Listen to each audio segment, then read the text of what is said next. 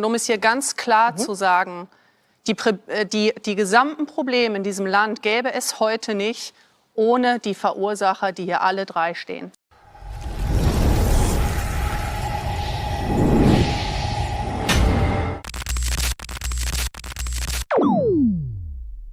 Hey Leute, was war das denn wieder für eine Runde? Merz, Scholz und Habeck im Gleichschritt gegen eine Frau, als hätten sie sich auf dem Schulhof abgesprochen. Ständig dieselbe Leier. Rechts, rechts, rechts. Keine Argumente, keine Inhalte, nur plumpe Angriffe auf Alice Weidel. Aber sie bleibt souverän und kontert eiskalt. Wie sie dem Establishment die Grenzen aufzeigt, das müsst ihr euch anschauen. Jetzt ansehen und mitdiskutieren. Schreibt in die Kommentare, was ihr von dieser Dauerschleife der Altparteien haltet. Und wenn euch das Video gefällt, lasst ein Like da und abonniert den Kanal. Hier gibt's die ungeschönte Wahrheit. Auf geht's. Mal ein Land, Afghanistan. Die deutsche Bundesregierung ist die einzige in ganz Europa, die aus Afghanistan immer noch Flüchtlinge nach Deutschland holt. Teilweise mit Nichtregierungsorganisationen, über das Auswärtige Amt von Frau Baerbock, praktisch ohne Kontrolle. Jetzt lesen wir heute in der Zeitung, dass die Bundesregierung das jetzt mal endlich stoppen will. Heute, kurz vor der Bundestagswahl. Das sagen wir seit Jahren, dass das beendet werden muss mit diesen Rückführungsprogrammen aus Afghanistan. Nach Afghanistan abschieben kann man. Dazu muss man allerdings dann bereit sein, mit den Taliban zu verhandeln. Wir geben 300 Millionen Euro Entwicklungshilfe nach Afghanistan. Warum machen wir das, ohne mit den Taliban darüber zu sprechen? Frau Baerbock weigert sich, diese Gespräche zu führen. Natürlich, wenn man so vorgeht, wenn man über Nichtregierungsorganisationen, die den Grünen nahestehen, aus Afghanistan ständig weitere Flüchtlinge holt und mit den Taliban nicht spricht, warum man die aus Deutschland nicht zurücknimmt, dann ist das das Ergebnis, was wir hier seit einiger Zeit in Deutschland sehen. Es fehlt der politische Wille und es wird zum Teil von Teilen dieser Koalition sogar konterkariert, was der Bundeskanzler richtigerweise Ende 2023 gesagt hat, aber er scheitert an seiner eigenen Regierung. Herr Habeck, wenn Sie dort so zuhören, das ist ja auch ein Vorwurf an die Grünen, plus eben immer wieder abschieben, abschieben, abschieben, da dürften Sie doch als Grüner bei einer möglichen Regierung mit der Union eigentlich raus sein, oder?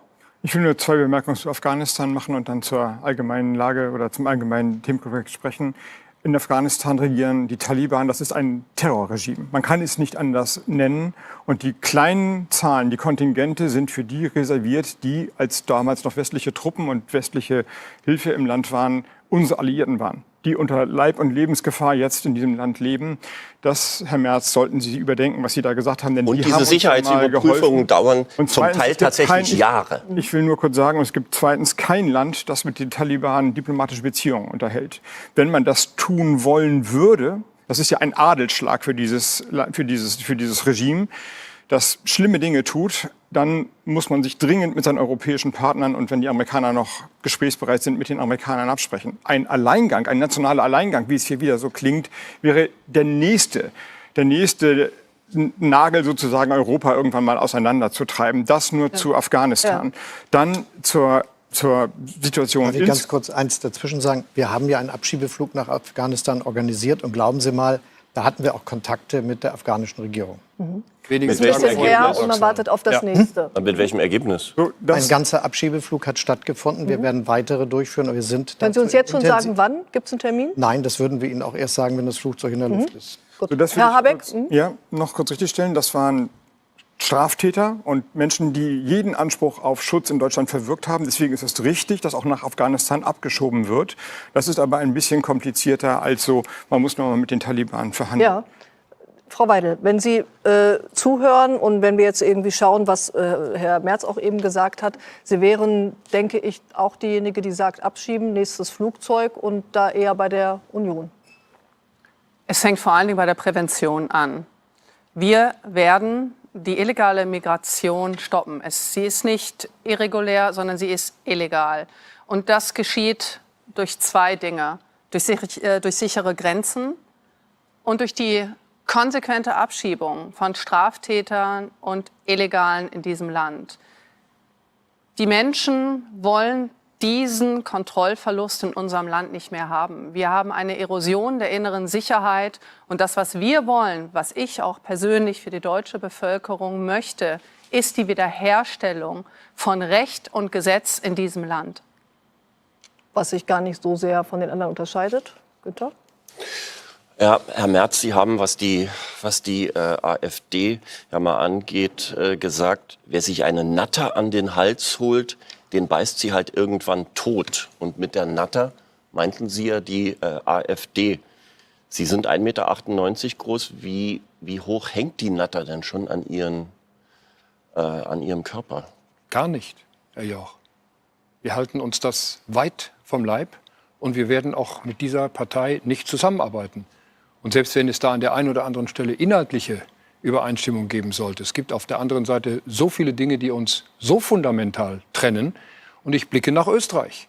Da haben erst die Sozialdemokraten und dann die Christdemokraten mit der sogenannten FPÖ, mit den Freiheitlichen, zusammengearbeitet. Und jetzt sind sie die stärkste Fraktion im österreichischen Parlament. Ich werde alles tun, um das genau zu verhindern. Und deswegen noch einmal, die kommt überhaupt nicht in unsere Nähe. Sie bekommen aber immer mehr Druck. Jetzt sagt sogar der US-Vizepräsident Vance jetzt gerade am Wochenende, es gibt keinen Platz für Brandmauern, Zitat. Und die Amerikaner mischen sich da quasi ganz offiziell in den deutschen Wahlkampf ein und sagen, ihr müsst mit Recht sprechen, zur Not sogar koalieren. Also sogar die Amerikaner, sie sind Transatlantiker, die amerikanischen Freunde. Was heißt denn sogar? Ich lasse mir doch nicht von einem amerikanischen Vizepräsidenten sagen, mit wem ich hier in Deutschland zu sprechen habe. Ich habe das amerikanische Wahlergebnis akzeptiert, so wie die Wählerinnen und Wähler das in Amerika im letzten Jahr am 8. November gesprochen haben. Und ich erwarte von der amerikanischen Regierung, dass sie umgekehrt das Gleiche tut. Und wenn Sie das Thema Brandmauer ansprechen, das mag ja sein, nur meine Formulierung ist das nicht. Ich will, dass der Brand hinter der Mauer nicht zum Flächenbrand in Deutschland wird. Ich habe das J.D. Vance auch in dem Gespräch, was ich am Samstag mit ihm in München hatte, sehr klar und sehr deutlich, am Freitag, sehr klar und sehr deutlich gesagt. Das kommt nicht in Frage. Und ich verbitte mir solche Einmischungen in die deutsche Bundestagswahl und auch in die Regierungsbildung danach. Da haben die Amerikaner nichts zu beizutragen. Ist schon passiert, ja. Aber Sie Herr Scholz, bitte, Herr Scholz wollte hier einmal dazu was sagen. Ich finde, es muss ganz klar sein, was dort gesagt wurde, ist völlig unakzeptabel. Es ist so, dass wir eine gute Tradition haben in Deutschland, die darin besteht, dass wir aus der Erfahrung des Nationalsozialismus die Lehre gezogen haben, es gibt keine Zusammenarbeit mit den extremen Rechten. Und deshalb haben wir auch Gesetze, die das möglich machen und unterstützen, indem wir zum Beispiel nationalsozialistische Symbole in Deutschland verbieten, anders als in den USA. Und ich finde, dabei muss es bleiben. Und ich bin auch dafür, dass man ganz klar sagt, es darf keine Zusammenarbeit mit der extremen Rechten geben. Und ich bin deshalb nach wie vor unglaublich bedrückt darüber, dass die CDU einen Entschließungsantrag mit der AfD beschlossen hat und ein Gesetz mit der AfD versucht hat, was dann gescheitert ist. Denn das ist aus meiner Sicht ein echtes Problem. Worauf kann man sich verlassen, wenn man vorher sagt, das macht man nicht und dann passiert es doch? Worauf können wir als Bürgerinnen und Bürger uns verlassen nach der Wahl?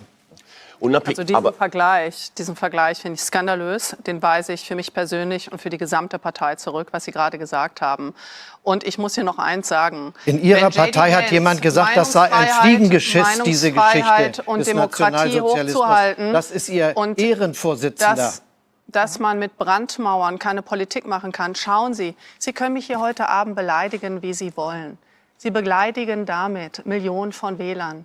Mich trifft das überhaupt nicht. Ich repräsentiere diese Stimmen nur. Schreiben Sie sich das bitte hinter Ihre Ohren. Der Nationalsozialismus, das heißt Demokratie. Der Faschismus ist nicht ein Fliegenschiss der Geschichte, wie und ich sage Ihnen nochmal, ich finde sondern diesen Vergleich ist die schlimmste Katastrophe und das größte Verbrechen, das Deutsche begangen haben. Und das muss immer zu unseren Erfahrungen Herr Merz, würden Sie so weit gehen, zu sagen, die AfD ist eine Nazi-Partei? Das hat Herr Merz gesagt. Ich muss ja zunächst mal sagen, Herr Bundeskanzler, das, was Sie da hier zum wiederholten Male sagen, zu der vorletzten Woche, ist natürlich ein Popanz. Das wissen Sie auch.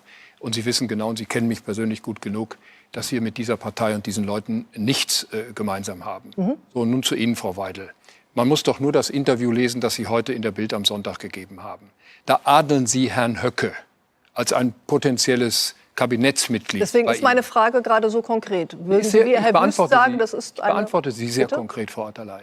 Dieses Interview und Ihre Äußerungen über Herrn Höcke, den in Deutschland jeder Mann und jede Frau ungestraft einen Nazi nennen darf, den Sie adeln und in Ihrem Kabinett haben wollen. zeigt, wes Geistes Kind Sie sind. Sie sind eine rechtsradikale Partei, zum großen Teil rechtsextremistisch. Und da können Sie sich auf Ihre Wählerinnen und Wähler so gerne berufen, wie Sie wollen. Die Wahrheit ist, dass Sie außerhalb dessen stehen, was diese Bundesrepublik Deutschland in der Substanz braucht, sowohl in der Wirtschaftspolitik als auch in der Migrationspolitik. Und deswegen sage ich es noch mal sehr klar. Mit dieser Partei wird es keine Zusammenarbeit geben. Hoffentlich Wissen auch Sie, keine was mir Abstimmung, fehlt in dieser Diskussion? Ja. Dass es nie um Inhalte geht. Um Hier wie wird soll's nie jetzt gehen, Frau sachlich Weidel? Da kommen wir gleich diskutiert, drauf, Frau Höck. sondern nur um ein unverschämtes Framing gegenüber der Alternative für Deutschland. Um die Wir soll's sind jetzt- eine freiheitlich-konservative Partei. Und um es hier ganz klar zu sagen, die gesamten Probleme in diesem Land gäbe es heute nicht ohne die Verursacher, die hier alle drei stehen.